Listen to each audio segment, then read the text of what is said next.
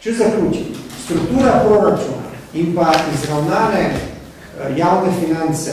kažejo na dvoje, da imamo veliko višjo efektivno obdavčitev gospodarstva, da ta efektivna obdavčitev gospodarstva že zmanjšuje konkurenčnost slovenskega gospodarstva, zato imamo v plačilni bilanci, kot to opozarja Banka Slovenije, kot to opozarjajo seveda vsi resni slovenski inštituti, nenazadnje se je zbudil tudi UMAR, imamo resen plačilno-bilančni deficit. Mi imamo milijardo evrov minusa v plačilni bilanci praktično v prvih 4-5 mesecih. In seveda vemo, kaj pomeni minus plačilni bilanci, pomeni veliko večje zadolževanje in seveda pomeni veliko večji bruto zunanji dolg in zato se je končna posledica, to, kar smo že nekajkrat upozorili, če smo še leta 2004 imeli 70% delež bruto zunanjega dolga v bruto domačem proizvodu, ga imamo sedaj preko 100% in pomeni, da smo zadolženi bolj, da je naš dolg večji, kot na letni ravni ustvarimo. In seveda potem celotna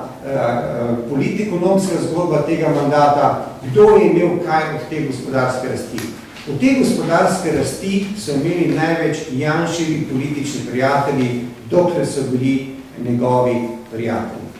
Sedaj pa imamo seveda nek spopad in imamo seveda neko zgodbo, ker vlada z ukrepi fiskalne politike ne deluje na način, ki bi lahko zaustavila inflacijo, to pa bi pomenilo in bi zahtevalo takojšno efektivno zmanjšanje obdavčitve gospodarstva, verjetno tudi drugačeno razmerje razdelitve dohodnine med občinami in državo in seveda s tem občinam zagotavljanje tudi realne vire, ki bi nadomestili zadolževanje in potem seveda manjši prihodki v državnem proračunu bi morali pomeniti nižjo nominalno rast odhodkov, kar se ta vlada ni naredila.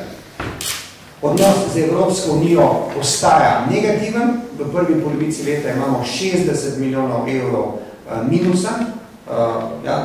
61 milijonov evrov je tega minusa in seveda ni možnosti, da bi do konca leta ustvarili velik presežek, ki je bil računan in zato se bo vrsto projektov zamahnilo, mogoče ti projekti tudi pravzaprav zavečno zapadli in Slovenija se gotovo med državami Evropske unije ne uvršča v vrh tistih držav, ki bi ta sredstva črpala ustrezno. Ta vlada je že leta 2005 izbrala zadolževanje namesto varčevanja in ta vlada očitno tudi ne izkorišča evropskih sredstev, ampak se za to rajše zadolžuje.